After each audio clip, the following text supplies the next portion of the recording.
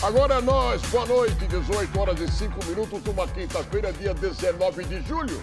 Sim, estamos em pleno inverno brasileiro. E sabe que dia é hoje? Vamos ver aqui, ó. Dia nacional, não é internacional, não. Nacional do futebol.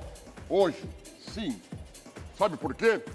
Porque foi exatamente no ano da graça de 1900 que foi fundado o Esporte Clube Rio Grande, o mais antigo clube de futebol do país. E só por causa disso, vamos a uma chuva de gols. Vai ficar mais bonito, já que não chove faz tempo. Chove gol, então.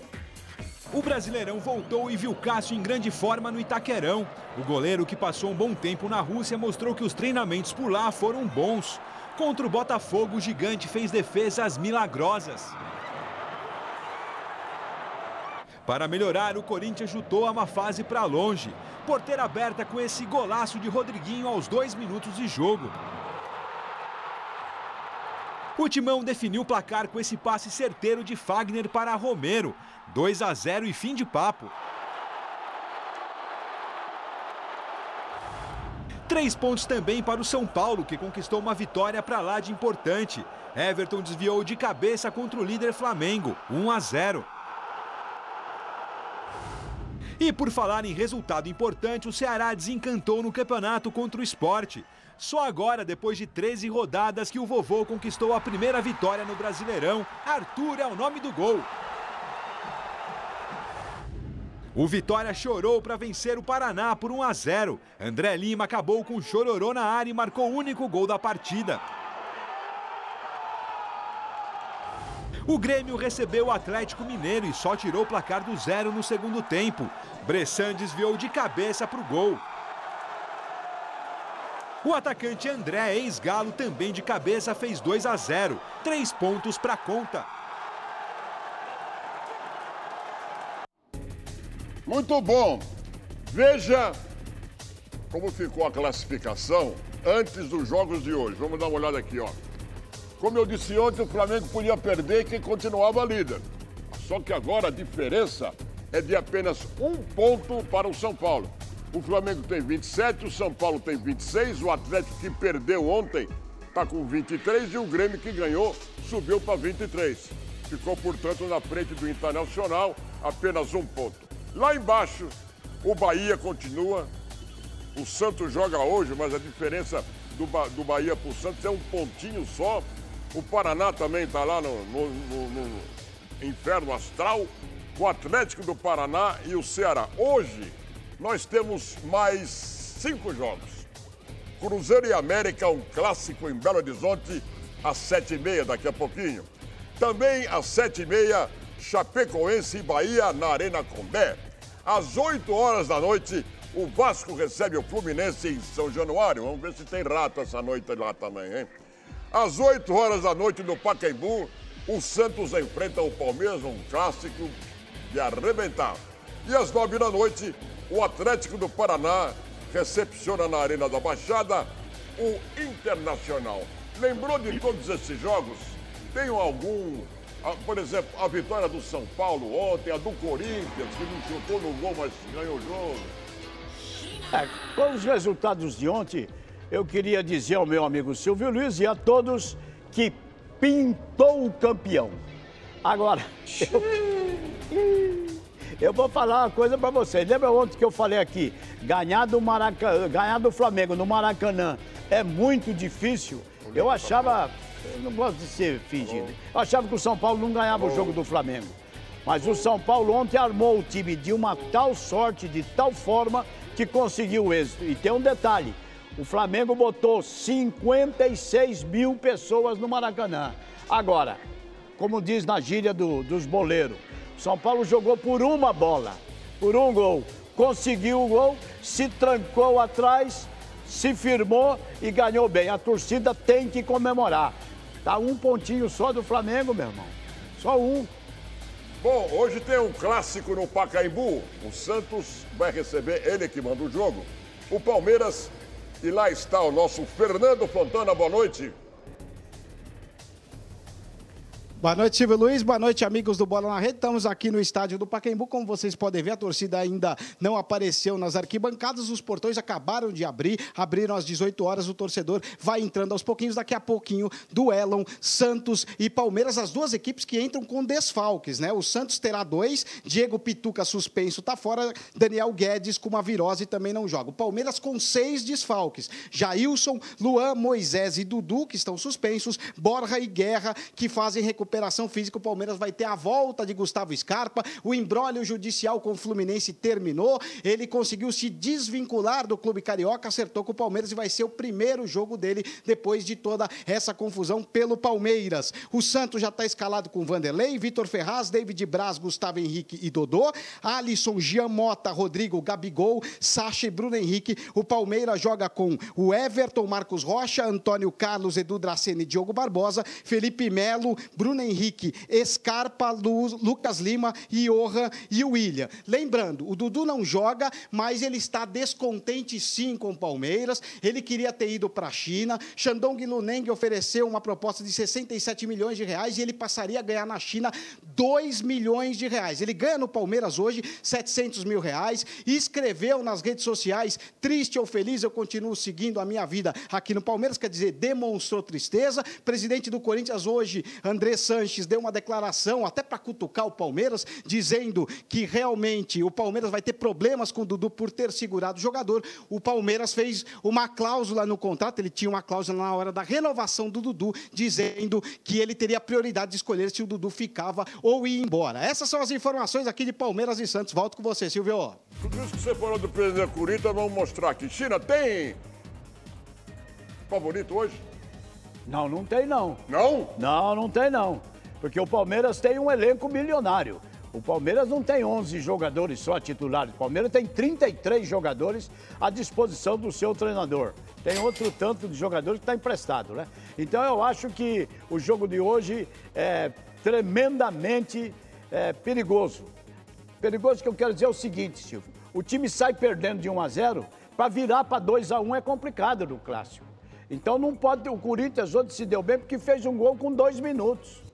Aí é que tá, aí abriu a porteira. O problema é esse. Então vai ser um jogo muito difícil, mas o Santos tem do meio de campo para frente um ataque de goleadores, né, Silvio? Sacha, Bruno Henrique, Gabigol, o menino que é craque, que vem de trás tocando. Quer dizer, o Santos vai encarar o Palmeiras no mano a mano, pau a pau. Muito bem, quando tem clássico, as equipes se preparam de uma maneira diferente. Tanto o Santos como o Palmeiras aprontaram diferentemente. Quem descobriu tudo isso aí? João Paulo Overgueiro. Me diga. Alongamento. Roda de bobinho. Uma corrida bem leve. E aquecimento. Isso é tudo que vocês, torcedores, vão acompanhar de Santos e Palmeiras antes do clássico dessa noite. Jair Ventura e Roger Machado fecharam os treinamentos. E a gente prepara alguma coisa, né, diferente, né, que possa nos ajudar, né, no jogo, né, por isso. Quase 40 dias depois da parada por causa da Copa do Mundo, os rivais retornam ao Campeonato Brasileiro. E em um aspecto, os dois lados concordam. Voltar em um clássico é melhor, e principalmente por ser o Palmeiras, né? É a equipe que hoje eu considero como o nosso maior rival aqui, pelo que aconteceu nos últimos anos. Então é um jogo para a gente ver logo qual é o nível que a gente se encontra. A realidade das duas equipes é bem diferente na classificação. O Palmeiras está no G6 e a 8 pontos do líder. Já o Santos, lá embaixo e a 1 ponto da zona de rebaixamento. Mas vale lembrar que o Peixe tem um jogo a menos. E esse confronto direto pode mudar as posições na tabela. E quem sabe, o planejamento neste segundo semestre. Eles têm 6 pontos na nossa frente, né? Então a gente pode encurtar para 3. A gente entra pressionado igual, até porque mesmo pela posição na tabela, o objetivo é tirar a diferença do Flamengo e daqueles times que estão na nossa frente hoje. Muito bom, hein? Quem se preparou melhor, China? O Santos ou o Palmeiras? Bom, eles escolheram, entre outros trabalhos que os técnicos preferiram, excursionar. O Palmeiras excursionou pela América Central. Pegou Nicarágua, pegou Panamá, não sei quem, e ganhou todos os jogos. Já o Santos foi para o México. No México a banda toca diferente, lá toca bolero, né, companheiro? E o Santos não foi tão bem na excursão. Mas o que interessa é agora aqui no jogo. Eu acho que os times têm que voltar e voltaram melhor do que quando pararam, viu, Silvio? Muito bem. Essa notícia pipocava aqui durante a Copa do Mundo, se o Neymar ficava ou não ficava no Paris Saint-Germain. Veja, por exemplo, a nota que está circulando pelo mundo. Vou ler para vocês. O jornal É o País da Espanha disse que Neymar vai permanecer no Paris Saint-Germain, porém, o pai do jogador fez mais uma exigência. Neymar tem que continuar sendo o jogador mais importante do projeto do Paris Saint-Germain. Ele não quer dividir o protagonismo com ninguém. Quem será o único rei de Paris? Quer que ele seja o único. Agora, cara, é uma imbecilidade que não tem tamanho, viu? Pelas barbas do profeta.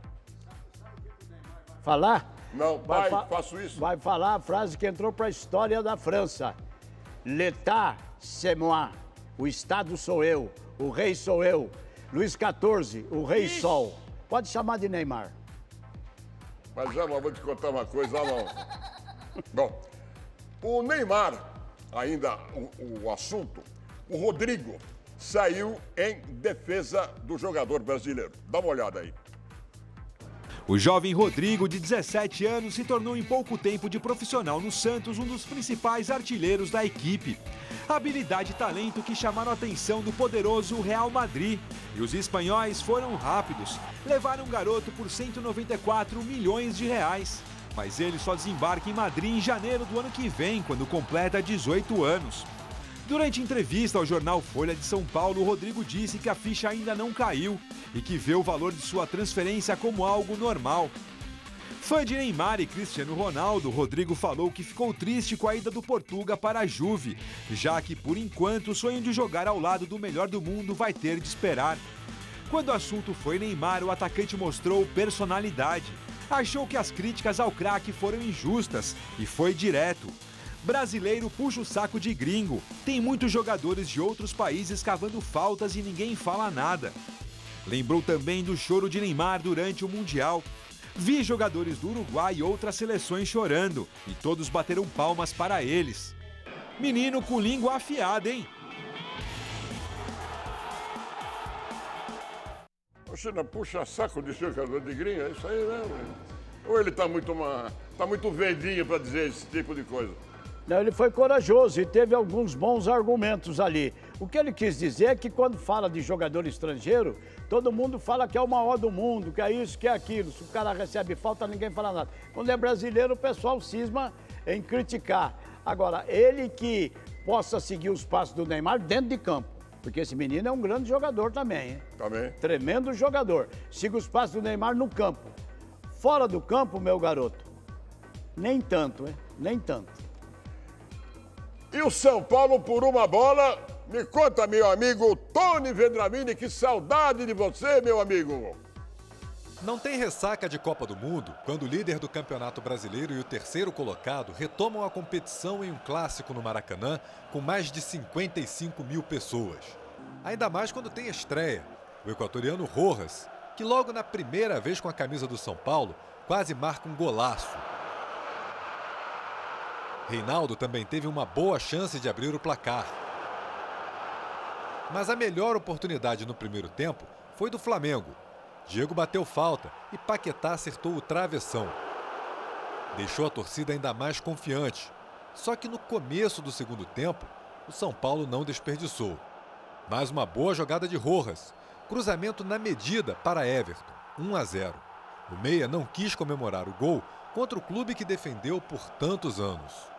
O quarto gol com a camisa do São Paulo comprova a boa fase e a importância de Everton para o time. Contratação mais cara do tricolor para a temporada, além de marcar 4 vezes em 12 jogos, O meia também já participou diretamente de outros 6 gols. Everton é um jogadoraço. Estou feliz com a chegada de Everton. Todo São Paulo está feliz. E é um reforço espetacular. Mas ainda tinha muito jogo pela frente. E o Flamengo tentou buscar o empate. E na pressão rubro-negra, quem brilhou foi Sidão. Em 2 chutes de Paquetá, o goleiro fez defesas difíceis. E contou com um pouco de sorte também. Mas na cabeçada de Uribe, Sidão mostrou muita competência. No fim do jogo se meteu em confusão. E viu Guerreiro mandar para fora a chance de empate do Flamengo. Ainda líder, apesar da derrota por 1-0. Mas agora somente 1 ponto à frente do São Paulo. Com a chegada do Aguirre, ele conseguiu organizar bem a nossa equipe ganhou confiança. E depois que a gente veio crescendo com confiança, o nosso time é outro, é um time experiente, diferente, que tenho certeza que vai dar muito trabalho. 18-20, ô China, esse negócio de não comemorar gol contra esse time não é um pouco de frescura, não? No caso do Everton, como ele teve uma passagem enquanto teve no Flamengo brilhante, e a torcida ontem, 56 mil torcedores pegando no pé dele desde o começo do jogo. E a reação dele foi instantânea, se você percebeu. Quando a bola foi cruzada, ele mergulhou na bola, fez o gol de cabeça, levantou, deu 2 passos e fez assim, como quem disse. Não vou comemorar, galera. Ele quis ficar bem com a torcida. Uma questão de respeito. Se o respeito é tanto, por que ele fez o gol, então, senhor? Ah, boa pergunta. Sábado tem contra o Corinthians. Veja os desfalques do São Paulo. Sidão, que tomou o cartão ontem. Araruna, volante. Everton, meia.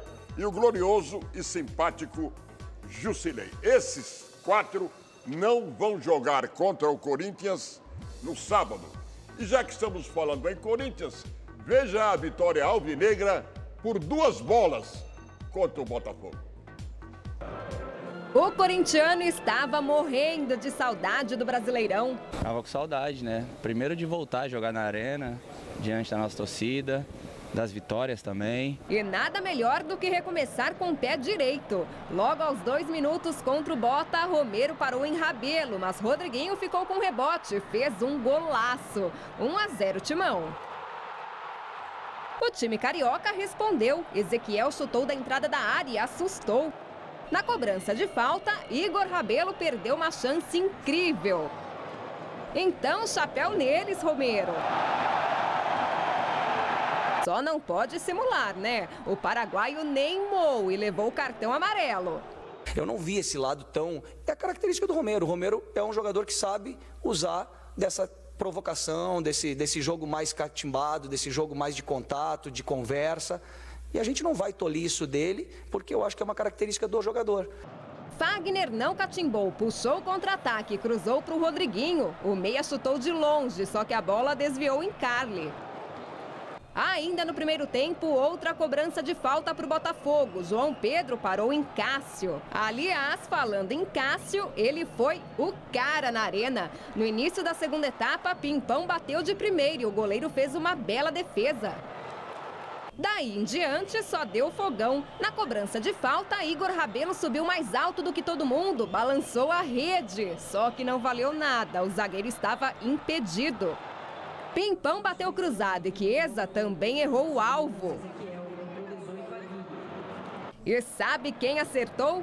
Ângel Romero, catimbeiro, 2-0 Corinthians.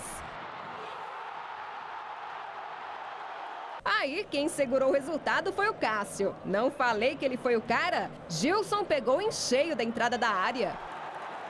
O grandalhão fez milagre. Ele pegou a finalização de Chiesa e o rebote com o pé. Ali eu acho que é improviso, né? Eu ergui a perna mesmo e consegui fazer um movimento para bloquear. O Cássio, uma noite muito feliz, conseguiu salvar a equipe deles em muitos lances ali que... Se a bola entra, o jogo seria totalmente diferente. E ainda teve mais, minha gente. Cássio defendeu o chute de Pimpão com a ponta dos dedos. Hoje ele salvou a gente várias vezes, né? Até os próprios jogadores do Botafogo chegaram e Falaram que estava difícil, eu falei, realmente hoje a gente não toma gol não. E fim de papo, 2-0 Timão, próximo compromisso é contra o São Paulo, sábado, lá no Morumbi. A gente vai lá para fazer um bom jogo. O Corinthians chutou 4, acertou 2. O Botafogo chutou 21, não acertou nenhuma, time. Pois é, mas o Rodriguinho está com a razão. Eu acho que é um determinado momento da partida em que os próprios jogadores do Botafogo, os adversários, falam assim, pelo amor de Deus, o que esse goleiro está jogando? Será que hoje a bola não vai entrar? E não entrou mesmo. Quando o treinador do Corinthians tirou o titular que estava jogando e chegando de viagem, já escalou o Cássio, eu falei, pô, que peito, o Cássio está com moral. Imagine, Silvio, o que esse Cássio deve ter treinado na Copa do Mundo. Para voltar na forma que voltou, meu companheiro. Ontem o Romero foi muito criticado. Sabe por que ele foi criticado? Por cavar faltas, fazer muita... Tipo Neymar, digamos assim. Fazer catimba. Ele até recebeu o cartão amarelo por simulação. É papel especial do Neymar. E o árbitro Rodrigo Alonso Ferreira conversou com ele baixinho para dizer, Romero, não queira fazer as coisas que o outro faz, que fica ruim para você. Pelo menos tenha personalidade. Mais ou menos isso que ele falou, né, Chino? Eu acho que sim, acho que chamou a atenção dele. Agora, o Botafogo não perdeu o jogo por causa do Romero. O Botafogo perdeu o jogo, e eu falo isso com muito respeito, por causa do Cássio, né? Pegar o que o goleiro do Corinthians pegou ontem é, antes de tudo, um desacato, né? O presidente do Corinthians, André Sanches, tocou em um assunto delicado. Aliás, vários assuntos delicados depois da vitória do Corinthians ontem. André Sanches com bom humor. Hein? Você tem certeza? Não, pelo menos é a informação. Vocês têm muita informação. A informação que chegou das redes sociais é que sábado a torcida marcou protesto no Parque São Jorge. Nós vivemos numa democracia, cada um faz o que quer, pô. Com respeito, podem fazer o que quiser. Eu já fiz muito protesto também, faz parte. O bom humor, só que não, continuou quando o assunto foi a saída de mais jogadores. Um deles, Fagner. Eu tenho que conviver com isso, cara. A janela tá aberta, o dólar é R$4 e se o jogador for aqui fechar com o jogador e quiser ir embora, não tem jeito. Vocês vão ver o que vai acontecer do outro lado, lá segurando o jogador. O outro lado, no caso, seria o Palmeiras, que segurou a ida de Dudu para a China. O Meia esbravejou no Insta. Aí o Andrés refugou. Eu não vou responder isso porque vocês reclamam que eu falo do Palmeiras. E o presidente do Timão deixou as portas abertas do clube para Jadson, só que as da saída. A janela aberta ele pode ir embora também, é mais um que pode ser vendido a qualquer momento. E sobre o clássico contra o São Paulo, mais uma pitada de bom humor. O Corinthians é zebra sempre, meu. Jogar com um time como o São Paulo se nós ganhar, tem que levantar a mão pro céu. Falou grosso ontem, hein, Che? Tá bravo ele, hein? Numa coisa ele tem razão. Se a oferta que o Dudu do Palmeiras recebeu de 2 milhões e a diferença é 1.300, eu vou te contar um detalhe. O Palmeiras que espere, porque ninguém esquece uma diferença de 1.300.000 por mês. Então, olha, vou dizer uma coisa pra você, também conhecido como 2 apartamentos de 600 mil conto.